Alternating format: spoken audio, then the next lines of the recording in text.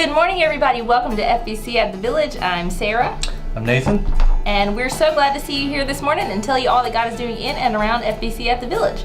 We're going to jump right in there with Rock Ministry starting Thursday, or actually not starting. It's every month on Thursday at 1 o'clock. And that's downstairs in room 104, and that is for our widows ministry, and they're doing awesome things together, just talking, being real with each other, and just learning how to grieve. Yep. It's very cool. Coming up the 22nd and 29th, which are the two last Sundays in October, at 5 o'clock are some neighborhood hay rides. I'm very excited about this. It's going to be just chill, but a great way to meet our neighbors and invite them to church and to trunk or treat, and we're also going to do some family scavenger hunts during that. And speaking of trunk or treat, it's the 31st. From 6 to 8 p.m. I don't know if you guys know this, but October 31st is kind of a huge thing in the village, and we want to be a part of that and love our community and get to know them. So trunk or treat, 6 to 8. You can sign up for that on our website, fbcatthevillage.com. And don't forget also, coming into this month, the 29th, we're kicking off our Operation Reach Out, which we are going to have Circle Church that Sunday. Again, it's a time where we're going to sit down, talk about some different ways of how we can take the message of Christ and the gospel that He's given us out to our neighborhood in a very practical, simple way that anybody and everybody can do. Jesus made the gospel really simple for that purpose, and we exist to do that as a church. So we're excited about that. So we want everybody to be here on the 29th. Just be aware it's going to be a little bit different, but in a good way. And so we're going to share with you those details and how you can do that and how important you are to not just growing this church, but growing the family of God, which is why we exist. So make your plans for that and be here for the 29th, and we will have a wonderful time. Very cool. Now again, thank you so much for being here. We're excited to celebrate what God is doing today. Would you join us in worship?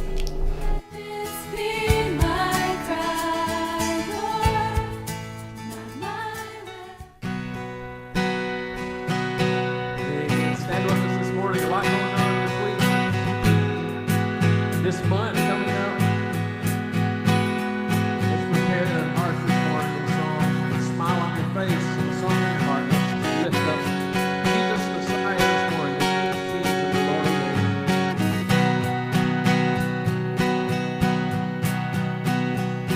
He became sin who knew no sin, that we might become His righteousness.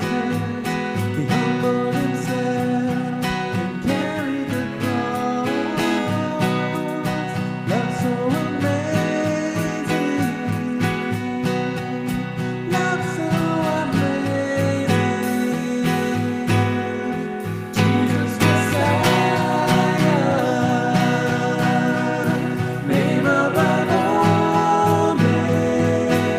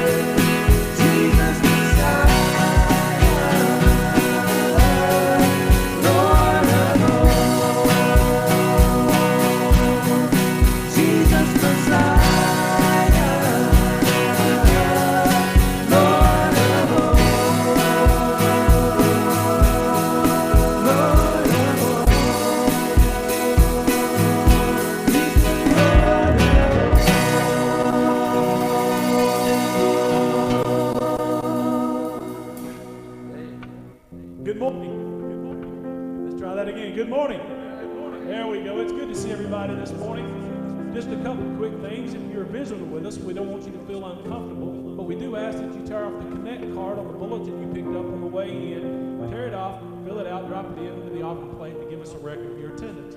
On the back side of that card is a place if you have a prayer request where you can fill that out, tear it off, drop it in the offering plate, and we'll get that to the prayer ministry.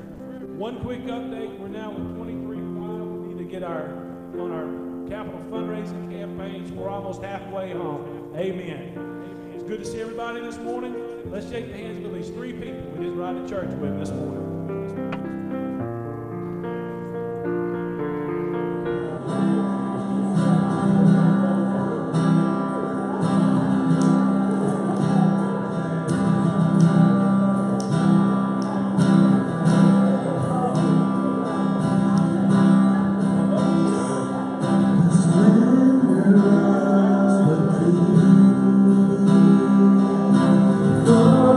Majesty,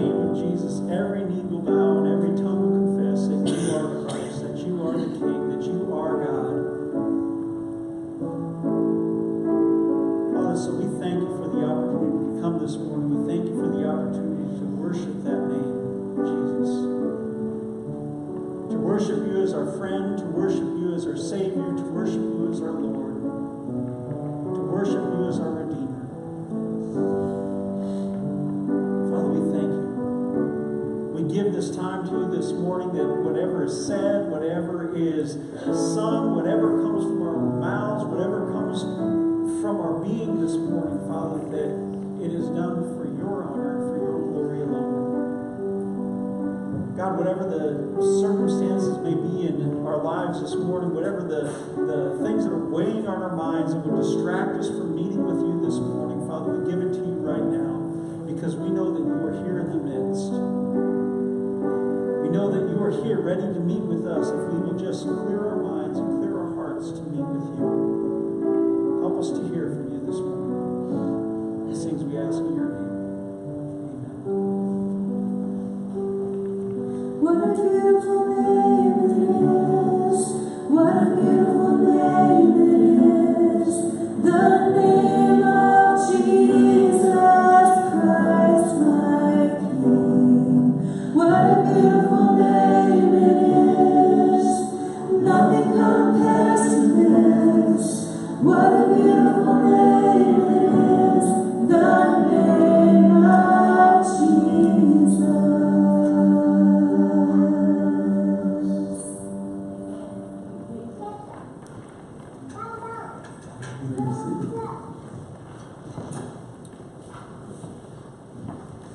It's good to have Pastor Nathan and his family back.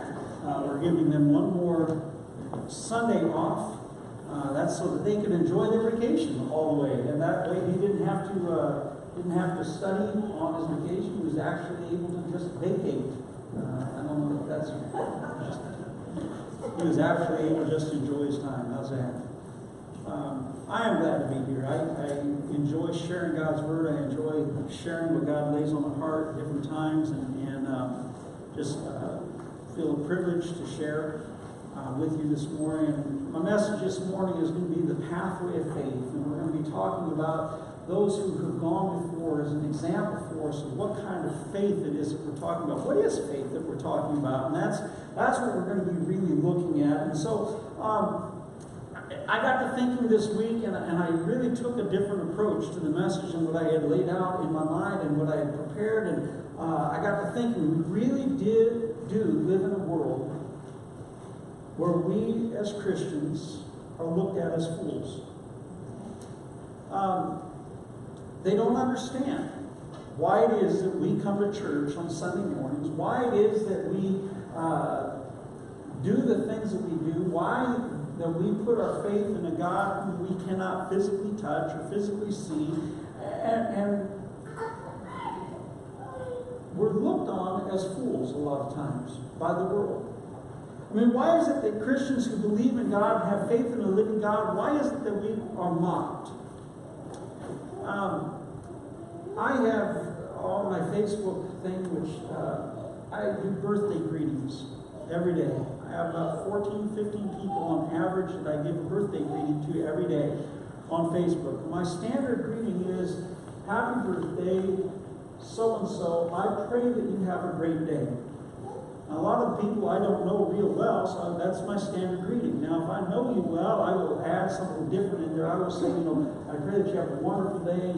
Say hi to the wife, kids, and this type of thing, and all, a little bit more personal. But I pray that you have a great day is my standard thing.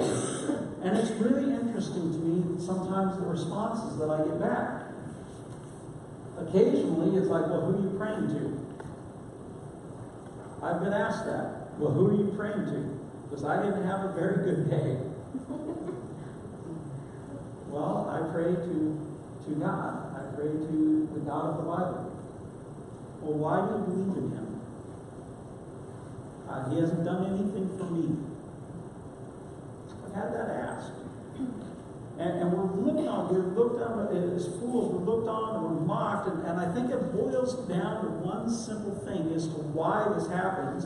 And I think it boils down to one simple word that has a lot of meaning, and it's that word faith. We have faith in a God that until a person meets Him, they simply can't understand, nor truthfully can they really understand Him until they get to know Him.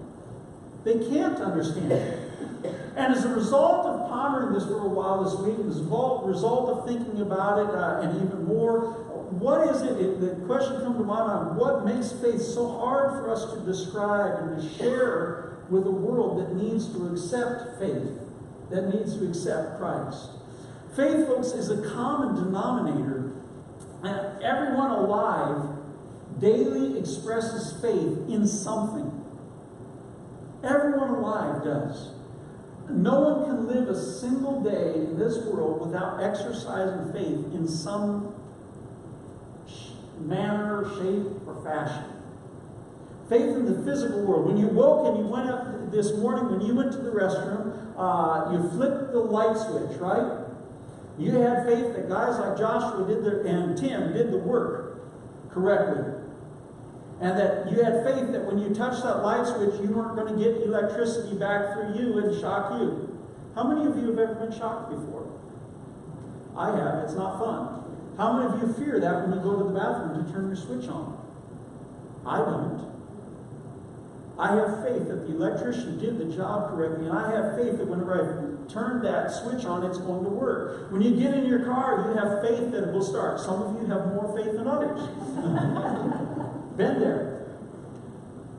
When you mail a letter, you have faith that the postal system is going to do their job and they're going to send that letter to the right address. When you go to the pharmacy, is Janet here this morning? There she is, Janet. When you go to the pharmacy, you have faith that the pharmacist is going to give you the right medication and is going to read the notes from the doctor and is going to read them and is going to know that, well, this medication can't go with this one, so we need to question that and to keep you healthy. We have faith in the pharmacist about it. There are so many medicines out there, I can't tell you all of them. I don't know what they all are by any stretch of the imagination. When I was growing up, I mean, it was penicillin. That was it. What's that? Yeah, penicillin. That was about it. I mean, that was a cure-all. Then it went to amoxicillin. Amoxicillin was the go-to for me. I get a throat infection, they'd give me amoxicillin, and that was it. Now there's all sorts of different things. There's all sorts of cillins and different things, and I don't know them all by any stretch, and I don't want to know them all. But we have faith that that pharmacist is going to do the job correctly and give that to us. Every time you walk into this building or any building that you go into, you're expressing faith in the architect of that building, and you're expressing faith in the workman of that building. And the kind of faith, though, that we're talking about this morning is not just in the physical realm, even though we think about that, but the type of faith that I thought about a lot this week is the kind of faith that's expressed in the spiritual realm. Each of us, regardless of our backgrounds, regardless of our experiences, regardless of our education, our social status, or our talents, we can express faith in the spiritual realm. The difference between the faith that we exercise in our daily routine and the religious faith is the object of that faith. Let me say that again. The object of our faith. Everyone places their faith in something or someone. My uncle died about 2 years ago now. He died a devout atheist. We had shared Christ with him multiple times. He lived with my dad for the last 7 years of his life, and my dad witnessed to him. My sister would witness to him on a regular basis. My cousins would witness to him, but my uncle died a devout atheist. He believed only in the natural laws and the natural realm. The Muslim puts his faith in the Quran and Muhammad. The humanist puts a faith in themselves or mankind. The follower of religion in their own good works. Folks, none of those things are going to save us, because in each case, the object of faith is wrong. Your faith, my faith, is only as good as the object in which we place our faith. The Bible insists that we personally put our faith and our trust in the person of Jesus Christ. Let's take a look here. Acts chapter 4:12. Well, I don't have that one up there. Sorry. Acts 4:12 says, "Nor is there salvation in any other, for there is no other name under heaven given among men whereby we must be saved." We have to put our faith in Jesus Christ, because that is the only name that is going to lead to salvation. So this morning I want us to take a look at one of the greatest teachings in the Bible on the subject of faith. And it's found in the 11th chapter. Many of you are very familiar with this chapter, 11th chapter of the book of Hebrews. So I want us to read that this morning. And I tried to make my letters larger this morning, and I can read them much better than I could last week. So hopefully you can as well. Hebrews chapter 11, verse 1. Now faith is the reality of what is hoped for, the proof of what is not seen. For our ancestors won God's approval by it. By faith we understand that the universe was created by God's command, so that what is seen has been made from things that are not visible. By faith Abel offered to God a better sacrifice than Cain did. By faith he was approved as a righteous man, because God approved his gifts, and even though he is dead, he still speaks through his faith. By faith, Enoch was taken away so that he did not experience death, and he was not to be found because God took him away.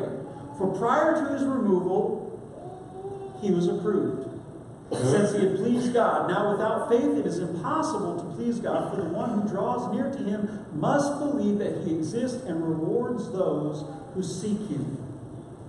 By faith, Noah, after he was warned about what was not yet seen, and motivated by godly fear, built an ark to deliver his family. By faith, he condemned the world and became an heir of the righteousness that comes by faith. Today, folks, I want us to take a look at really just two simple things. What faith is and what faith does. When we start looking at what faith is, the first three verses, verses 1 through 3, we start looking at what faith is. I think it's important sometimes to get past a few misconceptions about faith. So I want to point out some misconceptions, first of all, that you may have heard, that you may have even fallen into at some point in your life. The first misconception is that faith is the ability to manipulate God. This is the approach of the health and wealth gospel. This approach really has one aim, one fruit, a life of ease and a life of blessing. And folks, that's a misconception of what faith is. Faith is not the ability to manipulate God. God is not some form of a genie that we have faith in, that we pray and that all this thing is going to happen, and we're just going to be able to demand from him what we want, and it's going to magically appear. That is not faith. The second misconception is that faith is a real strict adherence to a set of beliefs. You have to believe just the right doctrine. You have to do this a certain way, and you can only do this way, and that's it. Folks, Paul says in 2 Timothy 1:12, I know whom I have believed. Folks, if your beliefs are not founded on the right person, it doesn't matter what else you believe. It doesn't matter what other set of rules that you follow. It doesn't matter what religion you practice if your belief is not in the person of Jesus Christ. It's not about the right doctrine. It's all about the right person.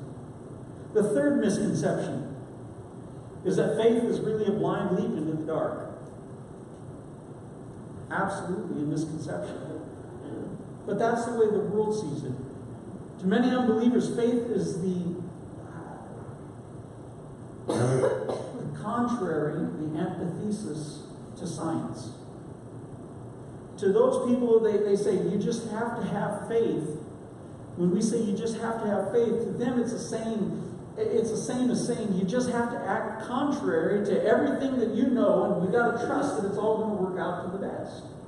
That's what they think. Because they don't understand it. They base it all upon that, but it's not blind faith. It's not just something that we just jump into.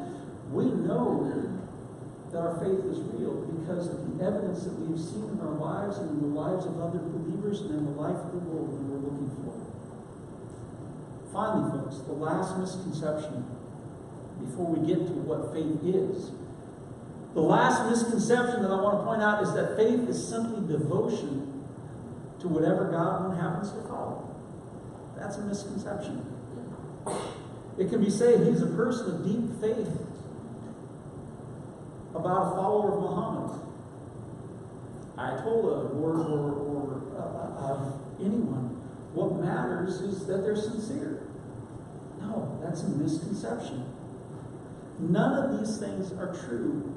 Hebrews chapter 11 portrays what real biblical faith looks like. And that's what we want to look at this morning. It says, now faith is the substance of things hoped for, the evidence of things not seen. For by it the elders obtained a good testimony. By faith we understand that the worlds were framed by the word of God, so that the things which are seen were not made of things which are visible. Folks, true faith then, true faith is confident obedience. Confident obedience to God's word. In spite of circumstances and in spite of consequences. Doesn't matter what the circumstances are, doesn't matter what the consequences might be. I am going to stand and I am going to follow what God asks me to do regardless, because I have a faith that He is above all. I love the story of Shadrach, Meshach, and Abednego. I love the story of Daniel and the lion's den, and I love their response to the king when they were there. Well, king, I don't know. You can throw us in there, and whether we die or whether we live, it doesn't change to the fact that God is still God and He's still on the throne. And if He chooses to save us, great. If He doesn't choose to save us, that's great too. We're fine with that as well. But you have to know that our God is the God, and we are not going to follow anything that you say, because we're following what He says first. That's faith. Confident obedience. Substance of things hoped for, the evidence of things not seen. Folks, the first word that's translated there, substance.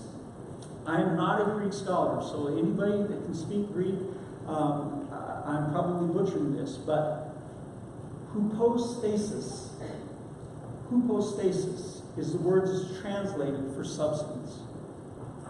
And it literally means to stand under or to support.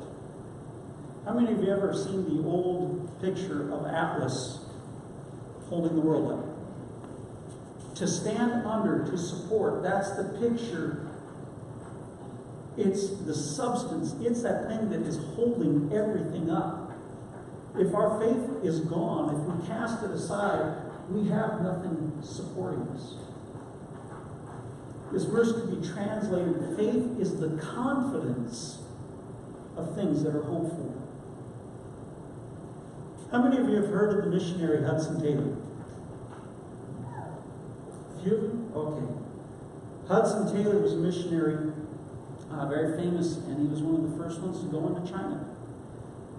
He was on a sailing vessel getting over to China, and very close to the shore of a cannibal island, the ship was caught in a calm. Now, I sail. I like to sail. And one of the most miserable things in a sailboat is to be caught with no wind. You sit there. Nothing happens. You just do this. And if there's a little bit of a current, you just kind of drift with that current. Hudson Taylor, they were caught in a calm, and they were slowly drifting towards the shore where these cannibals lived, and the savages there were eagerly anticipating the feast. The captain came to Mr. Taylor, and he sought him out to pray for the help of God. Hudson said, I will do that, provided you set your sails to catch the breeze. The captain declined to. He says, no, I'm not going to do that, because I don't want to be a laughingstock by unfurling the sails in a dead calm. Taylor said, listen, I'm not going to undertake to pray for the ship until you prepare the sails.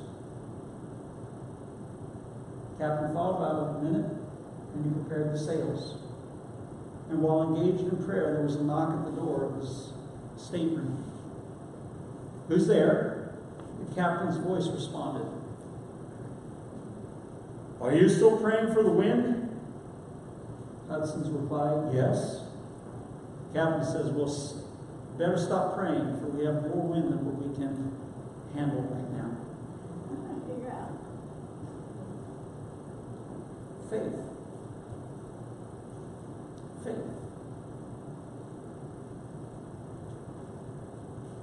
The second word describing what faith is translated to the English word evidence.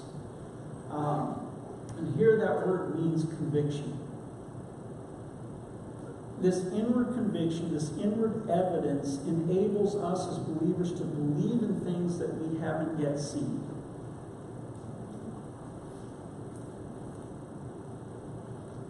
I have not seen the face of God yet.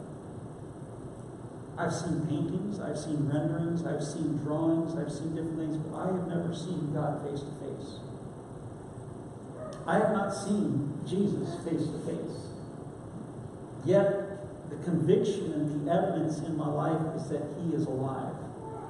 Why? Because I believe that God is going to perform and has performed exactly as He promised.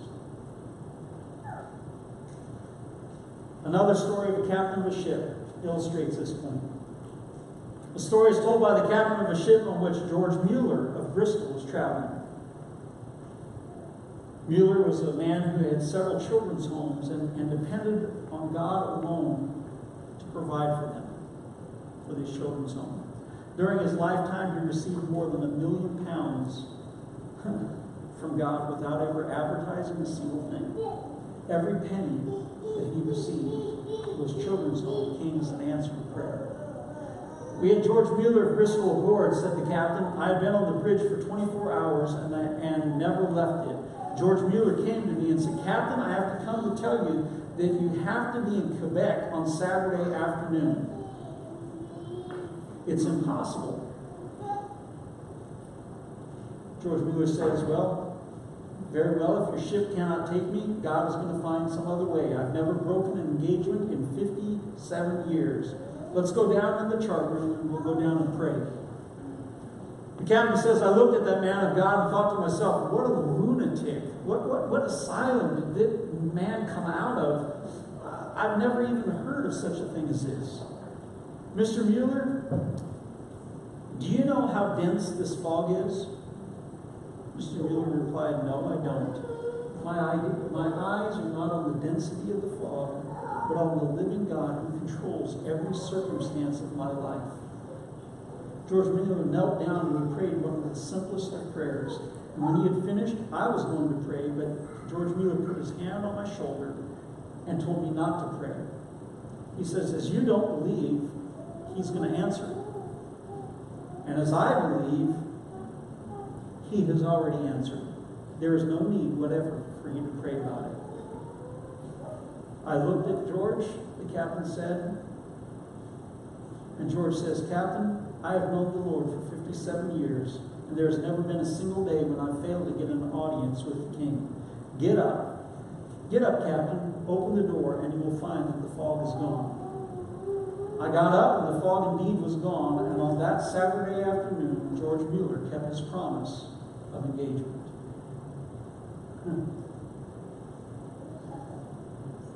Evidence through conviction. Bible story that comes to my mind is, do you remember whenever the disciples were praying for the release of Paul? And they were all in that room, and they were praying that he would be released from prison. And they're praying, and they're praying. There's a knock at the door, and they send the little servant girl to the door to go answer the door. And the servant girl comes back and says, hey, Paul's at the door. Hey, stop your nonsense. We're praying for Paul's release right now. And they don't believe that he's at the door. We have to pray with a faith of conviction because the evidence is there. So, that's what faith is. It's obedience.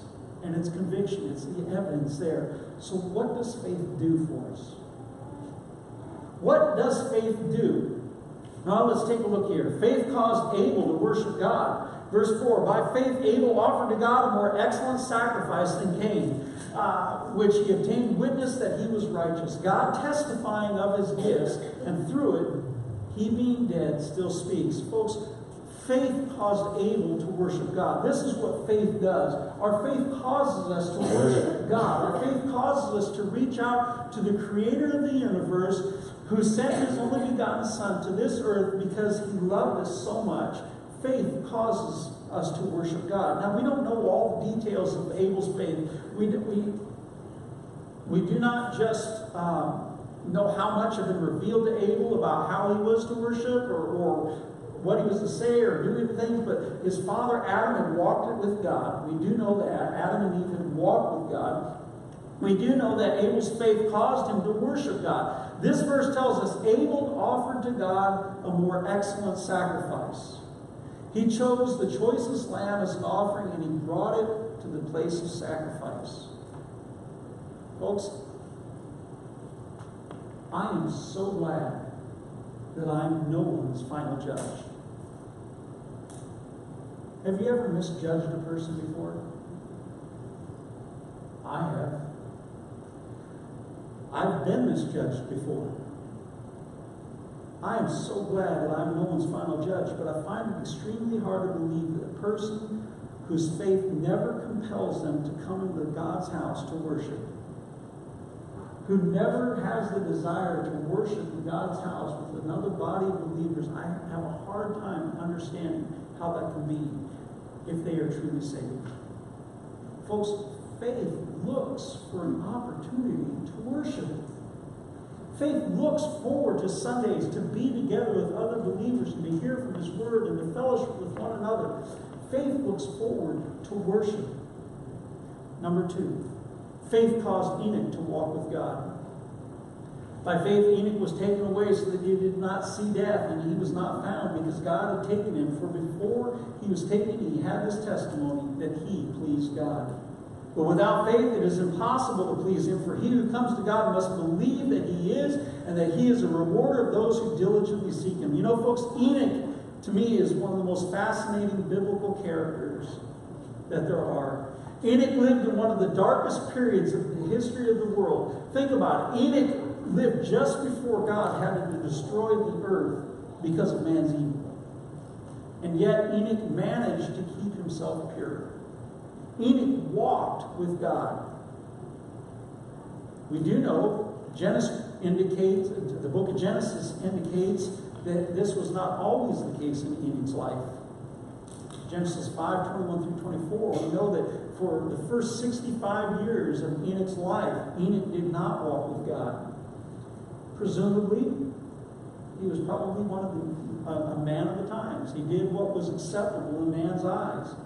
But from the birth of his son, Methuselah, throughout the remaining 300 years of his life, he walked with God. The Hebrew form of this verb means he walked closely and continually with God. It was daily. He didn't wander off. He didn't pull on the leash. He didn't.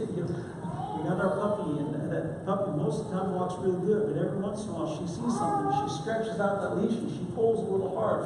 Enoch was never pulling at the leash. He was right alongside God, looking up expectantly. Thank you, God. Faith.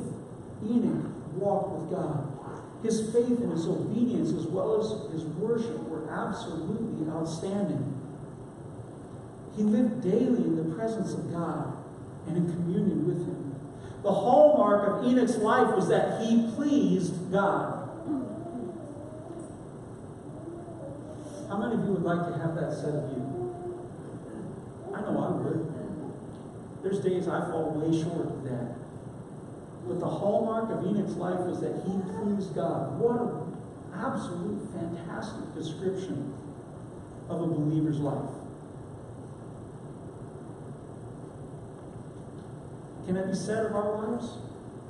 Can it be said of your life? Is God pleased with how you use your time? Is God pleased with what you read? Is God pleased with the words that we speak? Is God pleased with our plans for the future? Have we even bothered to consult with God about the plans that we have for the future? Folks, Enoch's walk of faith delivered him from the consequences of death on this earth. Leaders, this verse doesn't say that faith is simply one way to please God. It says that it is the only way to please God. Number 3, faith caused Noah to work for God. By faith, being divinely warned of things not yet seen. Not yet seen. We all know that Noah built the ark, the rain came down, it flooded the entire earth. Up to that point, it had never been seen. Rain had not fallen. God had chosen to water the earth and water the vegetation from the mist that came up from the ground. Something that had never been seen, God warns Noah about it, and with godly fear, he prepares an ark to save his household, and God condemned the world, and that Noah became heir of the righteousness, which is according to faith. The story of Noah's generation is the story of I can't say this word. The story of Noah's generation is the story of the degeneration of humanity into sin. The wickedness of man was great. Every intent, Genesis says, every intent of the thoughts of his heart was only on evil continually. The earth was corrupt before God, and the earth was filled with violence. Genesis chapter 6, verses 5 and verse 11. Folks, that's what was going on in Noah's time. And yet Noah lived and worked for God. Understand this, it's also the story of the grace of God. In saving Noah and believing Noah and his family, Noah stood alone against the entire world.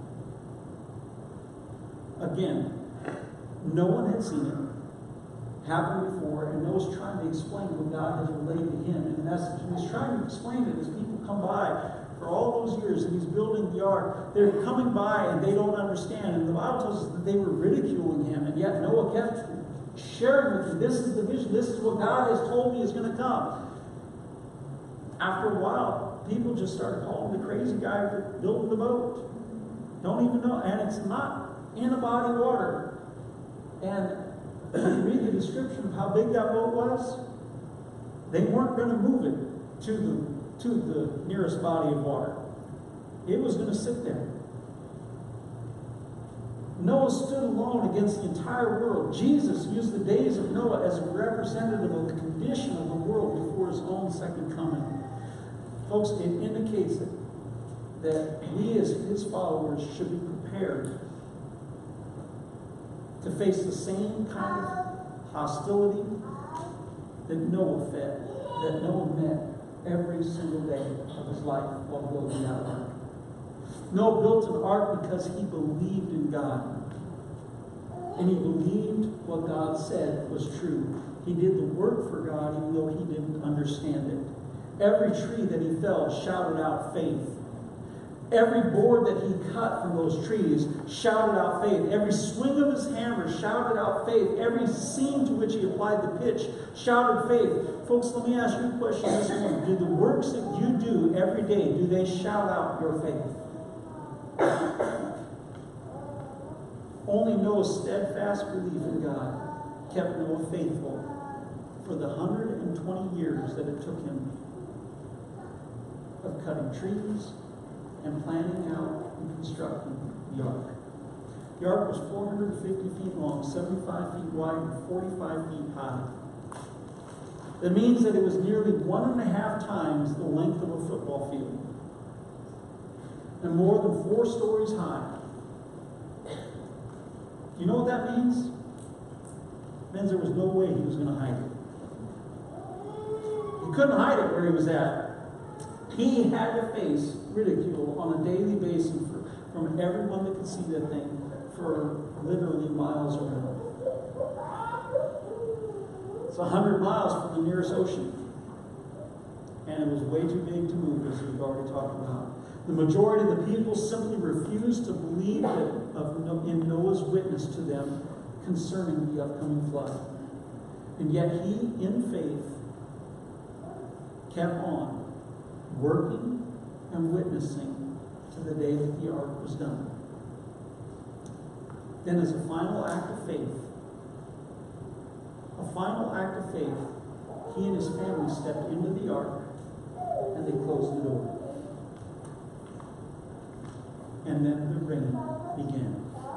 Folks, Noah was a man of faith, and his life continually showed his faith. The question that I have for you this morning is, does yours? Noah worshiped God faithfully as Abel had, and he walked with God faithfully as Enoch had, and he worked for God faithfully. How did we do? In a moment, we have what we call a Kairos moment. And it is that defining moment in time and space where we come face to face with the God of the universe, and we have to make a decision with what He has presented to us.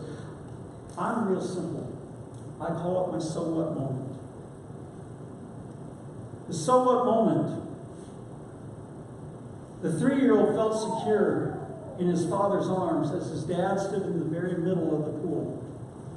But Dad, for fun, began wading slowly towards the deep end, gently chanting, deeper, deeper, and deeper we go. And as the water rose higher and higher on the child's face registered this increasing degree of panic.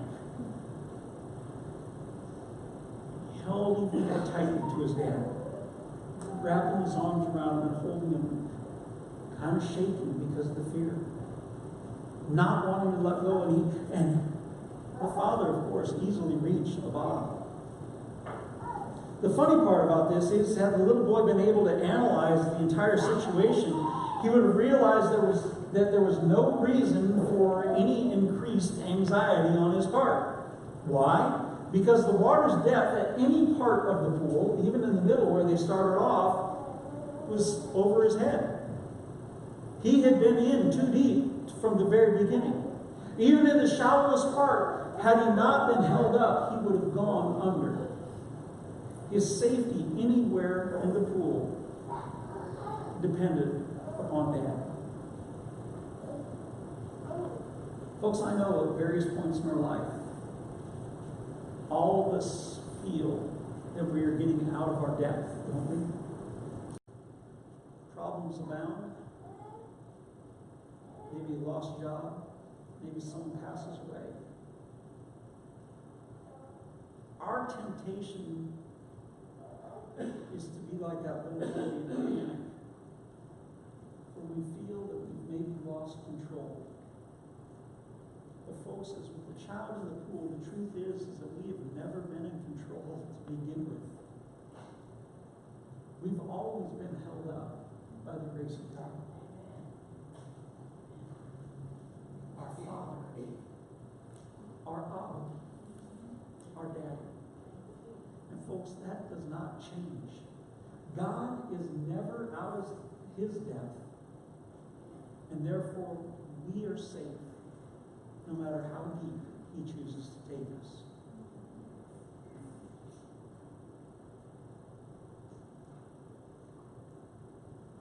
So what? So what? Perhaps, folks, God wants to move you deeper than ever before. Folks, it's faith that's going to give you the confidence and the conviction to worship God faithfully as Abel had, to walk with God faithfully as Enoch, and to work for God as faithfully as Noah. As our praise team comes up, if there's a decision that you need to make this morning in your life, maybe you feel like you've been going under, and your faith has been shaken. Maybe you're here this morning and you have never placed your faith completely in the one who the Bible describes as being the only one to put on faith. The invitation this morning, the Kairos moment, is for you to come and make that right with God. We'll have deacons that are available to talk with you and show you from God's Word. Pastor Nathan is here. We're going to make it work. If you come forward, he'll gladly share with you from God's Word how you can know for sure that God is on your side, and that your faith is not in something blind or foolish, but it is in the only one. The Bible says that every knee will bow and every tongue will confess that He is as the praise team comes in.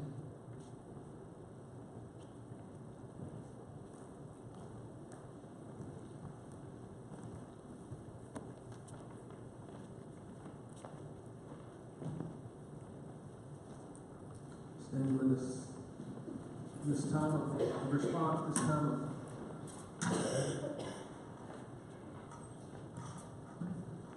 action, this time of change. Will we be like Noah? Every act was an act of faith. Every swing of his hammer. Our daily lives, are we exercising that faith? Say yes to him this morning.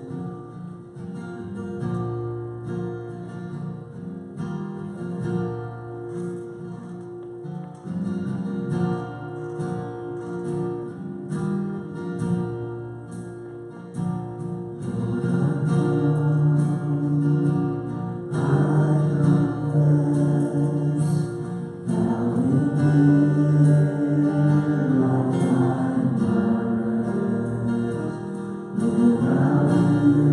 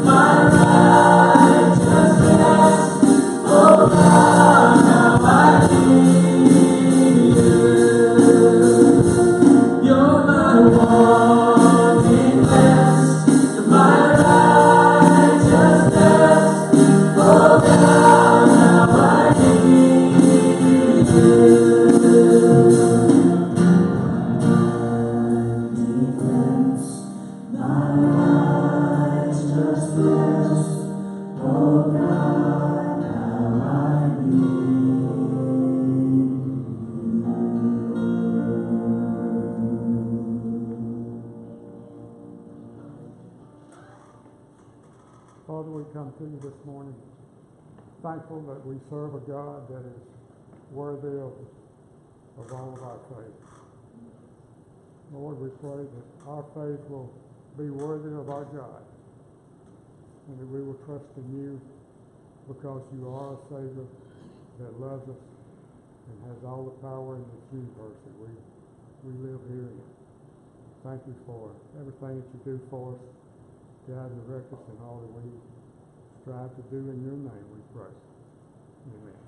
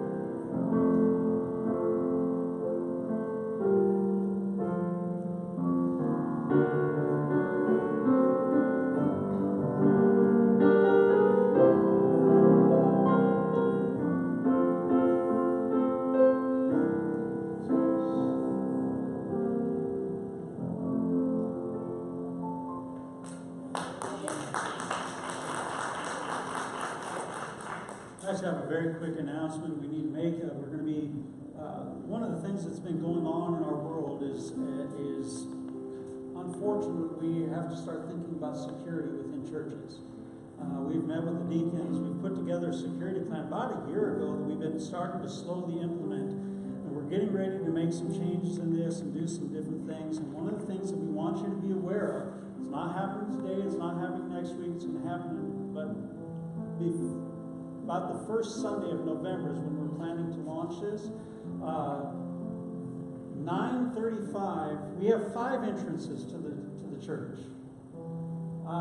If someone was to come in this glass entrance into the educational wing and was to cause problems in the nursery, we would have no idea that that was taking place. Someone could come in any of the entrances that are here and go down in our children's area and cause problems, and we would have no idea that was going on. Same thing, they could come in and we don't have any control of the building. So one of the things that's going to happen is beginning the first Sunday in November, this educational wing door, we're going to have to lock that at 9:35. That should give everybody time to get into church, but at 9:35 that door will be locked. That's to protect our nursery and that educational wing so that we can't do that. The other doors will remain open until 10:35. At 10:35, all the doors will be locked except for this front door that's out here. And there'll be signs posted up. Please come to the canopy entrance. Come to entrance number 2. You have entrance 1, 2, 3, 4 is the elevator, and 5 is here. So beginning November 1st, we want you to be aware of it. We're not locking you out. We want you in. We just need you to come in the one door that we can control and make sure that no one's going into our children's area and into our nursery area without us knowing what's going on. Does everybody understand that? Good. We don't want it to become an inconvenience, but we want to make sure that you're all aware of it. Like, why are they closing the door? Are they locking me out? At 10:35, all the doors will be locked except for this one. And then we have some panic bars that will be going downstairs and installed that people will not be able to just enter in through the children's area without us knowing as well. So those things are coming. We're excited about it. We actually met with the deacons this week. We're excited about some of the things that are going to be taking place in that. We feel that we've been behind this, and we started this long before shootings, not before shootings in churches, but before these recent attacks within the church. We've been having this in place, and it's just something that we feel very serious about that we need to get done, and so we wanted you to be aware of it. Be watching for that. You'll hear another announcement next week, and the next week, but November 1st. Be here on time, or use one entrance. All right. Stand with us as we dismiss.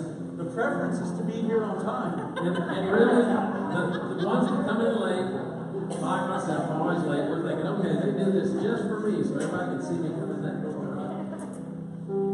Amen. Thank you, Doug. And there's a lot of other things we're working on, evacuation plans and how we get in, where we go, where we meet, medical emergencies, all of that is a part of this, and everyone will be a part. So just look forward to those changes. It's all to keep us safe. A great thing. Thank you, Doug. We're going to be dismissed this morning singing How Great Is Our God. And I opened my Bible this morning, my Bible app that says, Great are you, O sovereign Lord. There is none like you. I thought, what a fitting scripture to open up, and we're singing this song this morning. Let's dismiss. Let's go out and sing this week.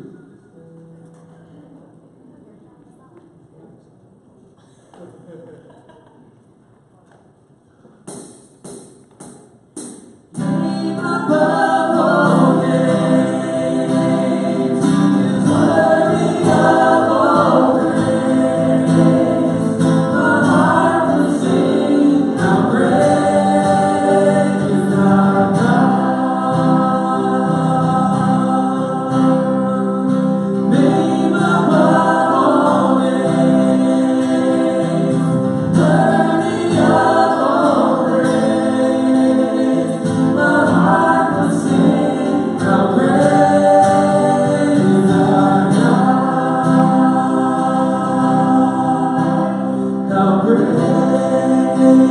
is our